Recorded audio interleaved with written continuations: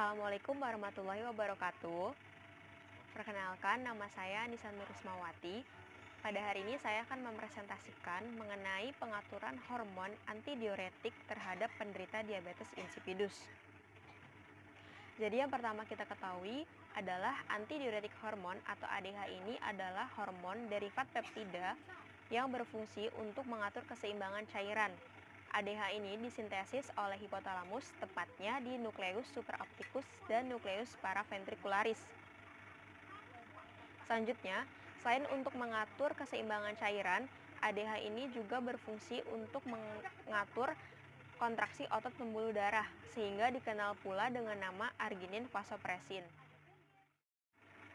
Mekanisme ADH pada orang dengan kondisi normal dimulai ketika kondisi tubuh tidak dalam kondisi cairan yang seimbang, sehingga akan merangsang rasa haus, di mana hipotalamus ini akan mensekresikan ADH menuju ke darah dan kemudian akan menuju ke reseptor di tubulus ginjal, tepatnya di tubulus contortus distal dan tubulus collectivus, di mana setelah itu ADH akan berikatan dengan reseptor, tepatnya reseptor V2 di tubulus, yang pada akhirnya akan mengaktifkan protein G. Protein G ini akan aktif dan mensubstitusi GTP atau guanosin trifosfat menjadi guanosin difosfat. Setelahnya, enzim G-alpha akan mengaktifasi adenyl siklase dan mengubahnya menjadi CAMP aktif atau siklik adenomonofosfat. Siklik adenomonofosfat ini kemudian akan mengaktifasi protein kinase A. Protein kinase A atau PKA ini kemudian akan merangsang terbentuknya aquaporin yang akan menampung air dari hasil reabsorpsi di tubulus yang kemudian akan dibawa menuju ke lumen tubulus distal dan tubulus collectivus, sehingga keseimbangan cairan akan tetap terjaga dan urin yang dihasilkan akan pekat dan juga sedikit. Kemudian kita masuk ke diabetes insipidus, di mana diabetes insipidus ini adalah suatu kondisi di mana tubuh tidak mampu mengatur keseimbangan cairan, sehingga cairan yang dikeluarkan ini cenderung berlebih. Kemudian faktor yang menyebabkannya ini bisa terjadi di mana hipotalamus tidak mampu mensekresikan ADH atau hanya sedikit mensekresikan ADH, ataupun juga tidak adanya reseptor hormon di bagian tubulus ginjal sehingga tidak dapat mengenali ADH. Kemudian gejala umum yang terjadi pada penderita diabetes insipidus ini adalah buang air kecil secara terus-menerus dengan volume 3-18 liter per hari, ataupun mengalami polidiopsia atau rasa haus yang hebat sehingga cenderung minum air, namun pengaturan keseimbangan cairannya ini bermasalah. Kemudian pengaturan pada diabetes insipidus. Diabetes insipidus ini adalah kondisi di mana tubuh tidak mampu mengatur keseimbangan cairan, sehingga cenderung cairan yang dikeluarkan ini berlebih. Hal ini bisa disebabkan oleh adanya kerusakan di hipotalamus, ataupun juga tidak adanya reseptor ADH di bagian tubulus ginjal.